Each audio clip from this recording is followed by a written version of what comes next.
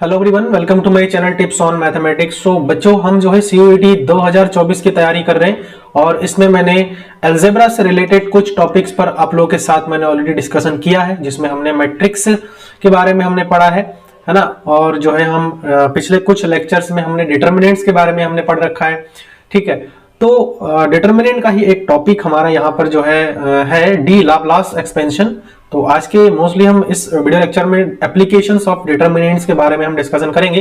वो क्या होता है एक अदर पार्ट है, बट थोड़ा सा यहाँ पर हम डी लाप्लास एक्सपेंशन के बारे में हम थोड़ा डिस्कशन कर लेते हैं। देखिए, डी लाप्लास एक्सपेंशन की जरूरत हमें कब पड़ती है? जब हम एग्जाम में क्वेश्चंस में जो है कुछ ट्रिक्स को अप्लाई करते हैं, ठीक है ना। तो डी लाप्लास एक्सपेंशन क्या कहता है? The Laplace expansion a very convenient method for expanding the determinant is as under. देखिए, मैंने आप लोगों को यह बताया था कि कोफैक्टर एंड माइनर्स बताया था। दो चीजें आपको थोड़ा सा ध्यान रखनी है, minors and another is cofactor. ठीक है, ये बहुत इंपॉर्टेंट टॉपिक है दोनों के दोनों, तो ये आपको पता होना चाहिए। वीडियो मैंने ऑलरेडी बना रखा है, अगर नहीं आप लोगों ने देखा है तो इसको आप लोग प्लीज एक बार जरूर देख ले। बहुत इंपॉर्टेंट है ये माइनर्स एंड कोफैक्टर्स के बारे में आपको जानने। ठीक है, तो अगला हम बात करते हैं कि अगर हम माइनर और कोफैक्टर की बात कर रहे हैं तो भाई डी लाप्लास एक्सपेंशन कहां पर यूज होता है? देखो, अगर इन जनरल में एक जो है डिटर्मिनेंट की बात करता हूं, सपोज दैट कि हमारे पास एक डिटर्मिनेंट है और इस पर्टिकुलर डिटर्मिनेंट का जो नोटेशन है वो हमारा ऐसा है A11, A12, A13 as similar A21, A22, A23, ठीक है, A31, A32, A33। So that देखिए, अभी अब हमने क्या किया है, ये जो है एक हमने डिटर्मिनेंट लिया। आप ध्यान रखना, हमेशा के डिटर्मिनेंट हमेशा के लिए स्क्वायर मैट्रिक्स का डिटर्मिनेंट निकाला जाता है, ठीक है ना। डिटर्मिनेंट हमेशा के लिए हम एक स्क्वायर मैट्रिक्स का निकाल सकते हैं, अदरवाइज डिटर्मिनेंट नहीं फाइंड आउट कर सकते, जिसमें हमारा रो और कॉलम अनइक्वल है, number of row and number of column does not same. ठीक, तो देखिए, अगर मैं अब डी लाप्लास का क्या है, अगर कोई एलिमेंट लेते हैं, सबसे पहले तो हम कोई एलिमेंट लेंगे और उसका कोफैक्टर्स निकालेंगे। ठीक है, पहला चीज जो इसमें हमारा क्या है, take a element of any row और a column, find their cofactors. सबसे पहले मैं अगर कोफैक्टर्स निकालता हूं, ठीक, कोफैक्टर्स। ठीक, दूसरा जो इसमें हमारे पास आता है, multiply each elements bye it's cofactor, है ना। हमें मल्टीप्लाई करना है, मल्टीप्लाई ईच एलिमेंट्स, है ना, एलिमेंट्स बाय इट्स कोफैक्टर्स। ठीक है, कोफैक्टर्स। तो एक तो पॉइंट हमारे पास ये हो गया। तीसरा चीज हमें क्या करना होता है इसमें, ऐड द प्रोडक्ट्स। ठीक है, ऐड देम। जो भी हम निकाल रहे हैं इसका हम एडिशन कर रहे हैं। अब आपको समझ में नहीं आया होगा कि हमने यहां पर क्या किया है, तो देखो मैं आपको बता देता हूं जानकारी के लिए कि अगर हम किसी भी पर्टिकुलर रो या कॉलम का अगर हम जो है उसके कोफैक्टर्स के साथ मल्टीप्लाई करके ऐड कर देते हैं, ठीक है ना। सपोज दैट कि हम जो है इस पर्टिकुलर एलिमेंट का, देखो A11 का जो है ये एलिमेंट है और उसके कोफैक्टर जो है हम मान के चलते हैं कि C11 है, प्लस A12 है और उसका जो कोफैक्टर है वो C12 है, ऐसे ही प्लस A13 है और उसका जो कोफैक्टर है वो C13 है। तो इन सबको अगर मैं ऐड करता हूं तो ये जो है हमारा एक डिटर्मिनेंट के बराबर होगा, और ये सिमिलरली ये जो बराबर हो जाएगा हमारा, ये किसी भी पर्टिकुलर कॉलम के लिए भी सेम हो जाएगा। जैसे कि मैं बात कर रहा हूं A11 C11 plus A21 C21 plus A31 C31, ये हमेशा के लिए इक्वल होगा। ऐसे ही सिमिलरली अगर मैं रो 2 के एलिमेंट्स को उसके कॉरस्पॉन्डिंग कोफैक्टर्स के साथ मल्टीप्लाई और ऐड करता हूं तो ये कॉलम 2 के पर्टिकुलर एलिमेंट्स के जो है कोफैक्टर्स के एलिमेंट्स का एडिशन के बराबर हो जाएगा, है ना, यही कहता है। दूसरा, अगर मैं रो 3 की बात करूं, रो 3 की अगर मैं बात करूं, इसके कॉरस्पॉन्डिंग हर एक एलिमेंट के कॉरस्पॉन्डिंग अगर मैं कोफैक्टर्स निकालता हूं और उसको ऐड करता हूं मल्टीप्लाई करके, तो वो जो है तीसरे के लिए भी सेम अगर मैं करता हूं तो वो इक्वल हो जाएगा। एक तो ये कंडीशन हमारा बताता है डी लाप्लास। आपको समझ में आया होगा कि मैं यहां पर बताना क्या चाह रहा हूं। देखिए ये जो हमने किया ना, ये देखो रो वन का एलिमेंट है, ध्यान से समझना, ये रो वन का एलिमेंट है, उस पर्टिकुलर का कोफैक्टर है। कोफैक्टर क्या होता है वो मैंने ऑलरेडी बता रखा है। ये रो वन का दूसरा एलिमेंट है, ये दूसरा उसका कोफैक्टर है, ये तीसरा एलिमेंट है, इसका कोफैक्टर है। सिमिलरली ये रो वन का पहला एलिमेंट है, देन ये कॉलम का उसी पर्टिकुलर का जो है कोफैक्टर है ना। ये कॉलम जो है कॉलम वन का दूसरा एलिमेंट है और उसका पर्टिकुलर कोफैक्टर है। तो ये आपस में क्या होंगे, अगर मल्टीप्लाई करके हम ऐड कर देते हैं then it will be same. इसका जो प्रोडक्ट हमारा मिलेगा वो हमारा सेम मिलेगा, हमेशा के लिए सेम मिलेगा। तो उसमें कंफ्यूजन होने की बात नहीं है। अब इसमें सबसे इंपॉर्टेंट चीज क्या है कि हम इसके बारे में हम इतना ज्यादा चर्चा क्यों करना चाह रहे हैं। डी लाप्लास एक्सपेंशन की अगर मैं बेसिकली बात करूं तो इसमें एक चीज हमारे पास सामने निकल करके आता है, एंड देन ये क्या है कि अगर हम किसी भी पर्टिकुलर रो का, ये तो पहला हमारा केस हो गया है। अगर केस सेकंड में अगर कहता हूं, केस सेकंड में थोड़ा सा स्पेस बना करके मैं यहां पर आप लोगों से बात करूंगा तो वो ज्यादा हमारे लिए बेनिफिशियल रहेगा। देखो अगर हमारे पास सेम, हमारे पास जो है एक क्या हो, एक हमारे पास जो है एक डिटर्मिनेंट हो, एंड देन उस पर्टिकुलर डिटर्मिनेंट का क्या करता हूं, the sum of the product of the element of any row. देखो यहां पर मैं लिख देता हूं नोट करके, इस चीज को आप जरूर याद रखना बच्चों। देखो ये बहुत काम का नोट है आपका, ठीक है। तो यहां पर लिख देता हूं the sum of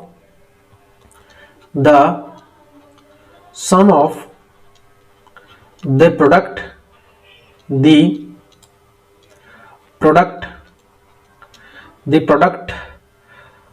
products of the elements of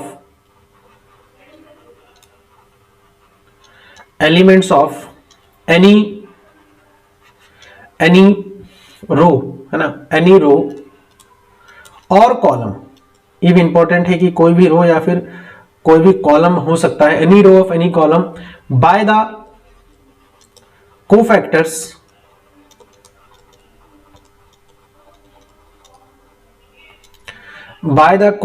of another row or column, by the cofactors of another row or column।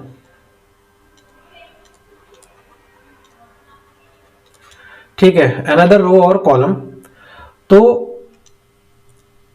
हम जो है ये कह सकते हैं इज जीरो। ठीक है, ये क्या होगा, हमारा जीरो होगा। एक एग्जांपल लेते हैं, अगर इसी पर्टिकुलर डिटरमिनेंट की अगर मैं बात करूं तो मैं अगर जैसे कि A21 ले रहा हूं और जो है उसके दूसरे पहले वाले एलिमेंट का कोफैक्टर ले रहा हूं, ऐसे ही सिमिलरली A22 ले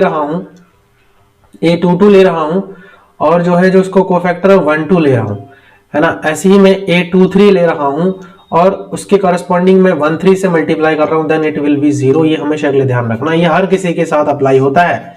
क्लियर है, ये हर किसी के साथ आपका जो अप्लाई होता है। ये हमारा डी लाप्लास एक्सपेंशन के अंडर में आता है, ये बहुत इंपॉर्टेंट चीज है। ठीक है, तो इसको आप लोग नोट डाउन जरूर कर लीजिए। आगे बढ़ते हैं, और आगे बढ़ते हुए अब एक मोस्ट इंपॉर्टेंट है हमारा एप्लीकेशन आता है डिटर्मिनेंट्स में।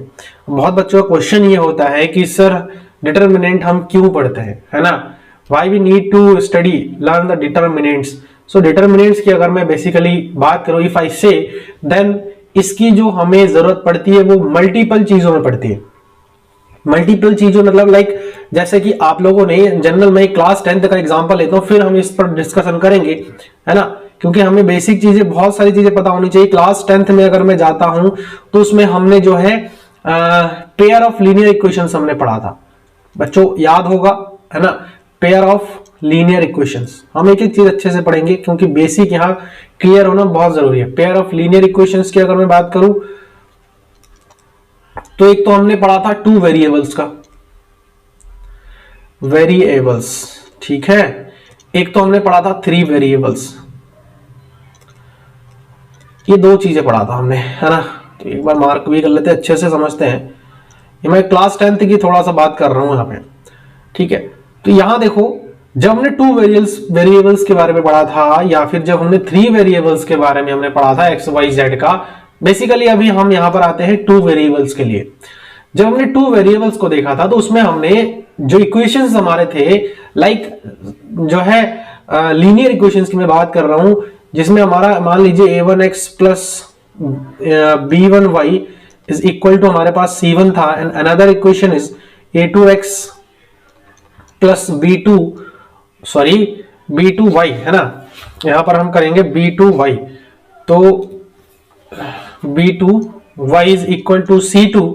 अगर मैं इन दोनों इक्वेशंस के यूज करके मैं आप लोगों से कहूं कि बच्चों आप जो है x एंड y का वैल्यू फाइंड आउट करो, तो आपके पास जब आप क्लास 10th में पढ़ते थे तो आपके पास 3 मेथड्स हुआ करता था। जल्दी से कमेंट में बताओ कि बच्चों वो कौन सा मेथड होता, 3 जिसके हेल्प से आप जो है इनका सॉल्यूशन आप निकालते थे। ओके, सो नाउ अब हमारे पास आता है एक मैट्रिक्स मेथड आता है, हालांकि डिटर्मिनेंट्स में ही हम इन जनरल पढ़ते हैं, डिटर्मिनेंट मेथड भी कहते हैं, है ना। उसके बाद अगला हमारे पास आता है क्रैमर्स रूल भी होता है। चलो मैं बता देता हूं आप लोगों को कि हमने सब्स्टिट्यूशन मेथड पढ़ा था इसको सॉल्व करने के लिए, है ना, सब्स्टिट्यूशन मेथड पढ़ा था, है ना, एलिमिनेशन वाला पढ़ा था हमने, है ना, एलिमिनेशन मेथड पढ़ा था। थर्ड हमने पढ़ा था क्रॉस मल्टीप्लीकेशन, ठीक है। ये 3 मेथड्स के हेल्प से हम जो है ये जो हमारे पास linear pair of linear equations होते हैं 2 वेरिएबल्स या फिर 3 वेरिएबल्स, इसका हम सॉल्यूशंस फाइंड आउट करते थे। सॉल्यूशंस की अगर मैं बात करूं तो सॉल्यूशंस पर अगर मैं थोड़ा सा आगे जाऊं तो इसमें भी हमारे मोर देन 2 टाइप्स के होते हैं, है ना, 2 और 3 टाइप्स के जो है हमारे सॉल्यूशंस होते हैं। मेनी वन सॉल्यूशंस हो सकते हैं, नो सॉल्यूशन हो सकते हैं, इनफाइनाइट सॉल्यूशन हो सकता है। तो ये कुछ चीजें हमारे पास रहती है जिसका हम जो है सॉल्यूशन देखते हैं, चेक करते थे, है ना, हम इनके इक्वेशंस को सॉल्व करके। तो इन पर तो ये हमारे जो है पुराने मेथड्स हो गए, बट हम जहां डिटर्मिनेंट्स पढ़ रहे, डिटर्मिनेंट्स की अगर मैं बेसिकली बात करूं तो इसका यूज पर हम थोड़ा सा बात करते हैं, एप्लीकेशंस पर। तो सबसे पहले तो जो लीनियर इक्वेशंस है उनको सॉल्व करने के लिए हम जो है यूज करते हैं, समझ में आ गया, इसको सॉल्व करने के लिए हम, उसके बाद एरिया फाइंड आउट करने के लिए भी हम जो है डिटरमिनेंट मेथड यूज कर सकते हैं। Okay, clear. और भी बहुत सारे ऐसी चीजें हैं जो मैं आगे बताऊंगा आपको धीरे धीरे। मोस्टली तो हम ज्यादातर इसमें हम जो है सॉल्यूशंस निकालने के लिए हम इसका यूज करते हैं। एरिया तो बहुत इंपॉर्टेंट है इसमें डिटरमिनेंट्स में, है ना। ये ट्राइंगल्स का एरिया किसका, ट्राइंगल का, तो ये भी एक हम पॉइंट यहाँ पर इंक्लूड कर सकते हैं। अभी हम यहाँ पर इसको क्या कर रहे हैं, थोड़ा इसको मैं अभी रफ कर रहा हूं। लीनियर इक्वेशंस का सॉल्यूशंस बताता है, तो लीनियर इक्वेशंस का सॉल्यूशंस को निकालने के लिए देखो अभी हम यहां पर बात कर रहे हैं। सबसे पहले लीनियर इक्वेशंस हमारे पास कई प्रकार के हो सकते हैं, है ना, 2 वेरिएबल्स के हो सकते हैं, साइमल्टेनियस लीनियर इक्वेशन। हम पहले system of simultaneous linear equations की अगर मैं बात करूं बेसिकली तो हमारे 2 वेरिएबल्स वाले आ जाते हैं, ठीक है ना। क्रैमर्स रूल यहां पर इंपॉर्टेंट आता है, क्या, क्रैमर्स रूल,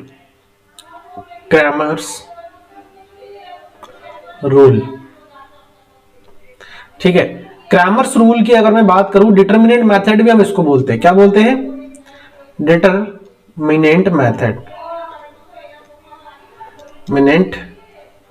मेथड, या फिर इसको मैट्रिक्स मेथड भी बोल सकते हैं। क्लियर है, तो कंफ्यूज कहीं से कहीं तक भी आप लोगों को नहीं होना है। इंजीनियरिंग में इसको काफी ज्यादा यूज कर लेते हैं हम, ठीक। तो ये कुछ चीजें था जो मैंने आप लोगों को बता दिया। डिटरमिनेंट मैट्रिक्स मेथड हो गया। देखो डिटरमिनेंट और मैट्रिक्स दोनों सेम नहीं होता है, बोथ आर नॉट सेम, है ना, बोथ आर डिफरेंट थिंग, है ना। डिटरमिनेंट को हम अलग अलग प्लेस पर अलग अलग तरीके से एक तरीका है ना, किसी भी चीज का वैल्यूज निकालना, सॉल्यूशंस निकालने का एक तरीका है। मैट्रिक्स अलग चीज हो गया, तो इस पे कंफ्यूज नहीं हो रहे, दोनों बोथ आर डिफरेंट थिंग, ठीक। तो ये हमारे पास है। अब देखो ये हम अब पहला जो है हम पढ़ने जा रहे हैं Cramer's rule for 2 variable linear equations, ठीक है ना। यहां पर हम बात करते हैं क्रैमर्स रूल फॉर 2 वेरिएबल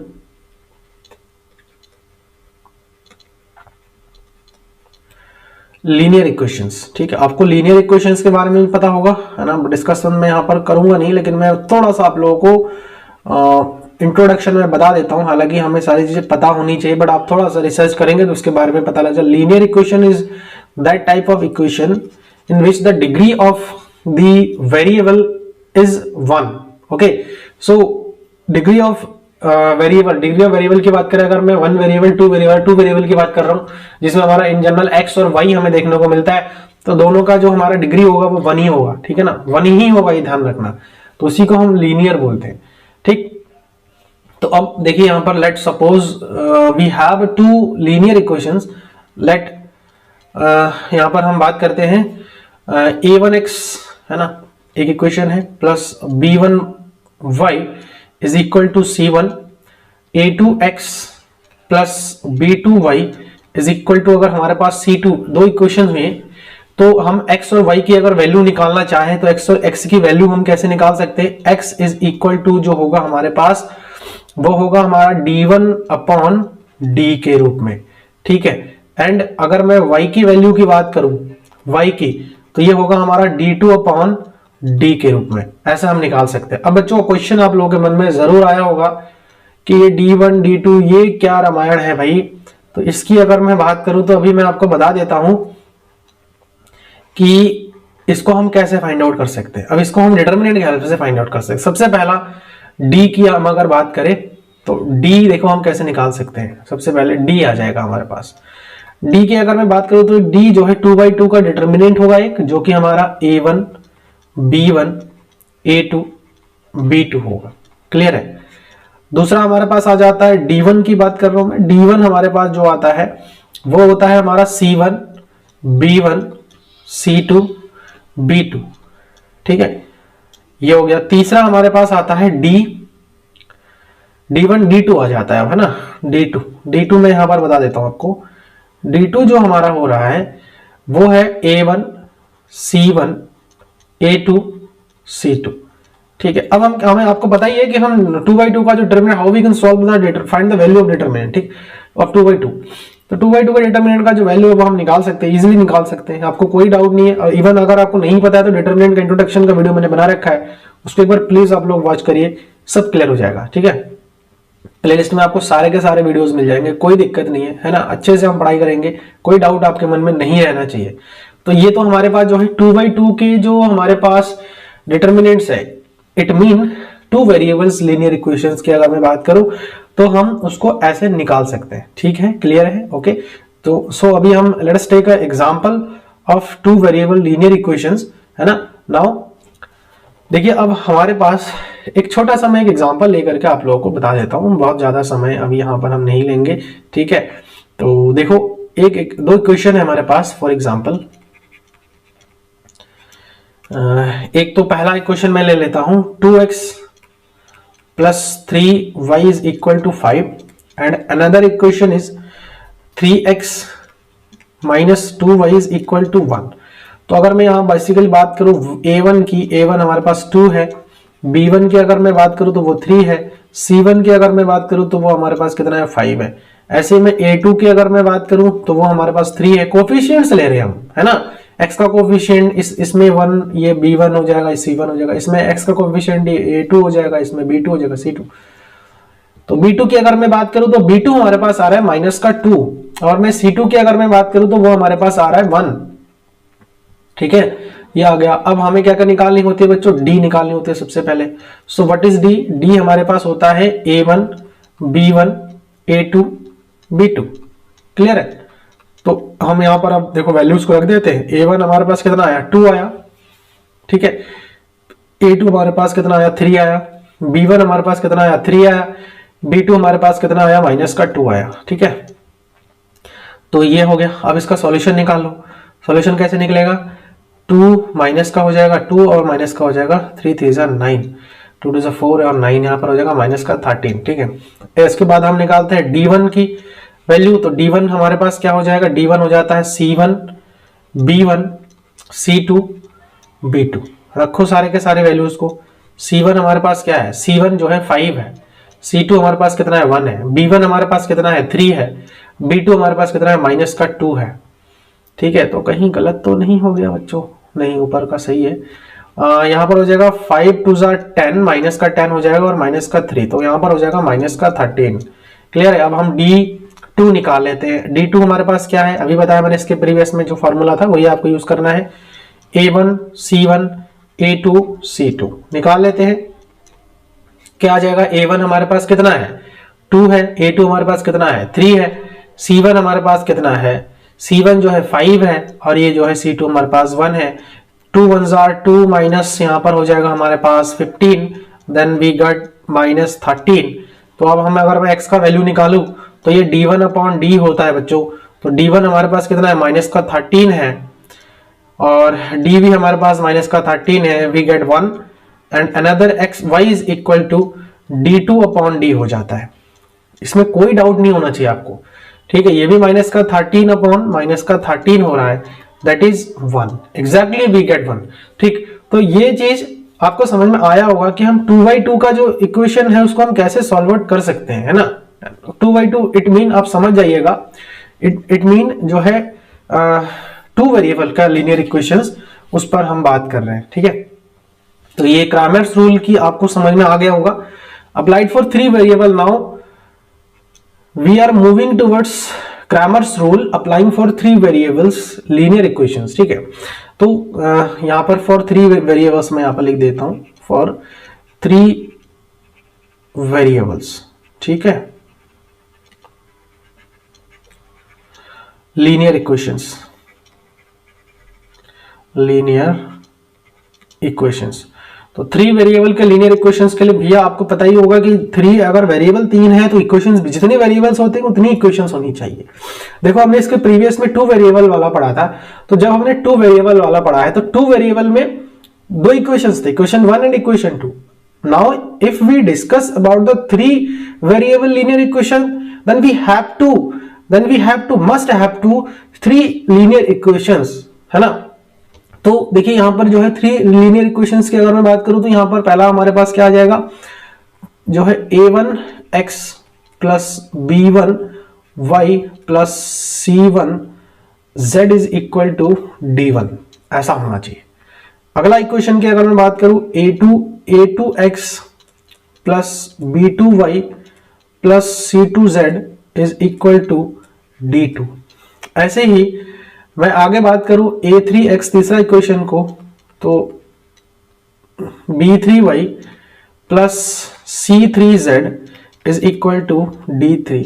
आपने एक चीज नोटिस जरूर किया होगा कि हमारे पास 3 variable x, y and z आ रहा है, x, y एंड z आ रहा है। ऐसे ही सिमिलरली इसमें भी है, ठीक है। इसको हम इक्वेशन अगर 1 मान ले, इसको अगर मैं 2 मान लूं, इसको अगर मैं 3 मान लूं, तो यहां पर जो x का वैल्यू हमारा निकलेगा वो हमारा d1 अपॉन डी के रूप में निकलेगा,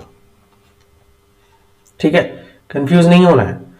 ऐसे ही मैं अगर y के मान की बात करूं, y, तो ये जो होगा हमारा d2 अपॉन डी के रूप में होगा, क्लियर।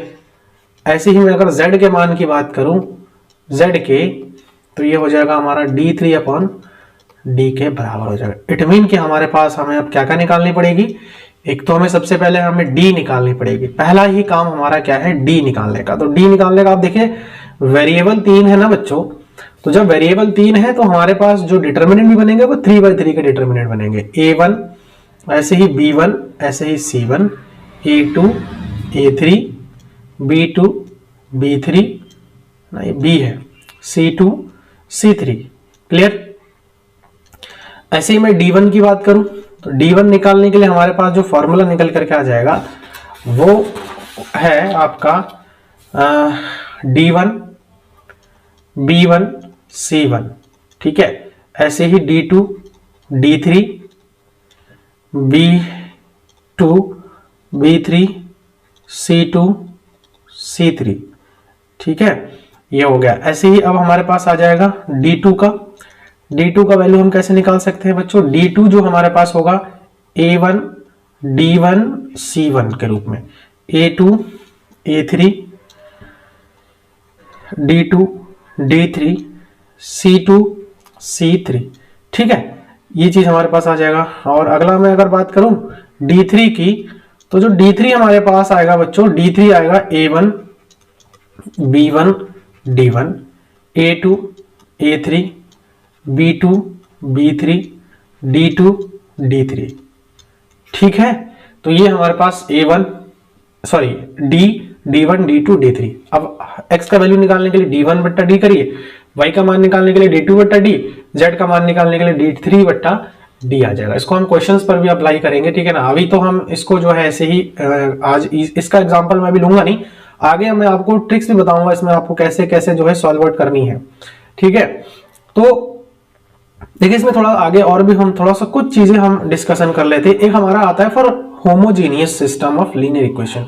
ठीक है। होमोजीनियस के लिए, होमोजीनियस का इक्वेशन ही हमारा क्या होता है, देखो होमोजीनियस में हमारा क्या होता है, फॉर होमोजीनियस, होमोजीनियस है ना, फॉर होमोजीनियस सिस्टम, आपको पता है होमोजीनियस सिस्टम क्या होता है। होमोजीनियस जो हमने अभी इक्वेशन पढ़ा है ना बच्चों, इन्हीं इक्वेशन में अगर जैसे कि अगर मैं a1x plus b1y plus c1z is equal to 0 कर दूं, मतलब जो राइट हैंड साइड वाला हमारा है ना, जो d1 d2 d3 था वो हमारा क्या होना चाहिए, 0 होना चाहिए, तो हम उसको होमोजीनियस बोलेंगे। Just simple a2x plus b2y plus c2z is equal to 0, ऐसे ही जो है a3x plus b3y plus c3z is equal to हमारे पास क्या आ जाता है, 0। सबसे पहला हमारा काम रहेगा bs, ये हमारे तीनों जो इक्वेशंस है ना, वो हम ये कहते हैं कि ये जो है सिस्टम ऑफ होमोजीनियस इक्वेशन है। तो सबसे पहला काम हमारा इसमें क्या रहता है, पहला स्टेप वन है ना, स्टेप वन में फाइंड डी, ठीक है, फाइंड, सबसे पहले हमें क्या निकालना है, डी निकालना है। हेयर जो है हमारे पास यहाँ क्या होगा, अगर हमारे पास देखो हेयर, मैं लिख देता हूं हेयर d1 d2 ये सारे के सारे हमारे क्या हो, 0 हो, d3 ये सारे के सारे हमारे कैसा हो, 0 है ना, यहां पर जो है 0 हो जाएगा, because one column of each will be of 0 है ना, since one column of each will be 0, ये आप ध्यान रखना कि आप कोई भी कॉलम अगर लेंगे तो वो एक कॉलम जरूर 0 होगा ही होगा, ये वाला है ना, क्योंकि डी जो है हमारा, ये जो d1 d2 d3 है ना, ये हमारा क्या है, ये d1 है, ये हमारे पास क्या है, d2 है, ये हमारे पास क्या है, d3 है। तो बच्चों d1 d2 d3 ये हर किसी में एग्जिस्ट करेगा, तो हमारा देखो कहीं ना कहीं सबसे पहले तो हमें d निकालना है, और अगर d निकालना तो d1 d2 d3 में कहीं ना कहीं हमारा ये small d1 small d2 small d3 है ही है। तो अगर ये चीज है तो बच्चों ये हमारा क्या हो जाएगा भैया, ये तो हमारा 0 हो जाएगा। मतलब मैंने एक प्रॉपर्टी आपको बताया था कि किसी भी डिटर्मिनेंट में अगर कोई भी रो, पर्टिकुलर रो या फिर पर्टिकुलर कॉलम अगर आपका 0 हो जाता है, then the determinant will be 0, that's it.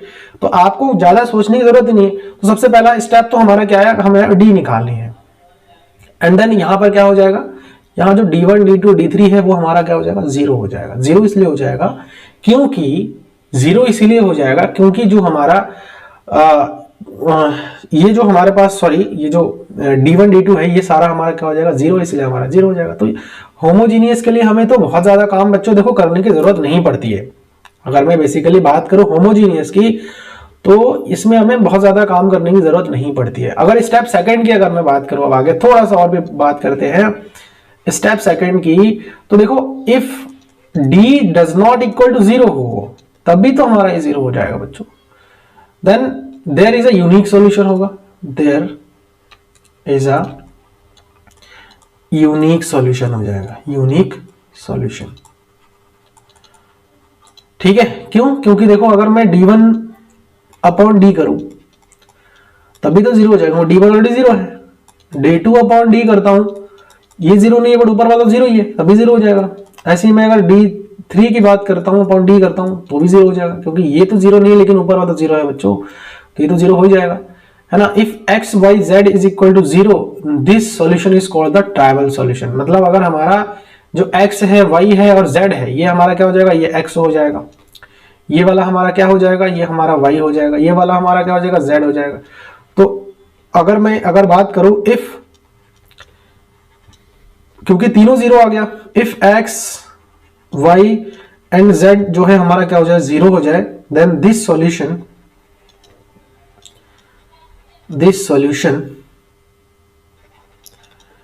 Is called trivial solution, ठीक है ना, ट्राइवियल सॉल्यूशन। तो ये आपको ध्यान रखना है ना, ट्राइवियल सॉल्यूशन। तो ये आई थिंक आप लोगों को क्लियर हो रहा है कि मैं आपको जो बता रहा हूं। थोड़ा सा एक चीज हम यहाँ पर और भी एक आध स्टेप्स है हमारे, थर्ड स्टेप को फॉलो करते, क्योंकि जो हमारे पास होमोजीनियस इक्वेशन है ना बच्चों, तो इसके लिए हमें बहुत काम करने की जरूरत नहीं है, हमें थोड़ा बड़ा काम करने पर इस पर हमारा बस थोड़ा सा ये चीजें पता होनी चाहिए, जो स्टेप्स मैं आप लोगों को बता रहा हूँ, ठीक है। तो स्टेप थर्ड हम बात करते हैं अभी। स्टेप थर्ड की मैं अगर बात करूं, अगर देखो हमारे पास जो है if d is equal to 0 है ना, एंड जो जितने भी d1 d2 होमोजीनियस, ऑब्वियसली बात है ये सारे 0 होंगे होंगे, है ना। d2 एंड d3 ये सारे के सारे अगर हमारा 0 है, बिकॉज सारे के सारे जो हमारे रोज कॉलम्स है वो कहीं ना कहीं इसमें हमारे 0 होंगे। Then the system of equation has infinite solution, has infinite solutions, ठीक है। Infinite solution, this solution is called non trivial solution, है ना। दैट इज, इसको हम बोल सकते हैं non trivial solution, non trivial solutions, clear. क्योंकि देखो इनफाइनाइट सॉल्यूशन हम क्यों कह रहे हैं, क्योंकि अगर मैं x का मान निकालता हूं तो d1 upon D, it mean ये 0 upon 0, what will we get, infinite मिल जाएगा। ऐसे y की अगर मैं बात करूं, ये d2 अपॉन डी हो जाता है, यानी कि ये 0 अपॉन 0 हो जाएगा, ये भी इनफाइनाइट हो जाएगा। इनफाइनाइट सॉल्यूशन है ये, है ना। d3 upon D is equal to 0 upon 0, that is infinite solution, ठीक है। इसको हम नॉन ट्राइवियल सॉल्यूशंस भी कहते हैं। तो होप कि आपको ये जो मैंने बताया है अभी, ये आपको समझ में आया है, ठीक है ना। जो एग्जांपल मैंने लिया है वो भी आप लोग क्लियर हो गया है। किसी भी प्रकार का अगर डाउट है तो आप लोग मुझे कमेंट के माध्यम से बता सकते हैं, ठीक है। ये आपके पास, आपके लिए हमेशा मेरा कमेंट बॉक्स खुला हुआ है, ठीक। अगर आपको कोई फीडबैक देनी है तो वो भी आप इस कमेंट बॉक्स के माध्यम से दे सकते हैं, है ना। अगर चैनल पर अगर नए हैं तो आप लोग प्लीज़ इसको सब्सक्राइब करिए, और इसको जो है, अगर इसमें वीडियो आपको सही लगा तो इसको आप जो है लाइक करिए, ठीक है। और अगर हेल्पफुल लगता है चैनल तो उसको आप लोग जो है शेयर भी करिए अपने दोस्तों के साथ, ठीक है। मिलते हैं नेक्स्ट वीडियो में, थैंक यू सो मच।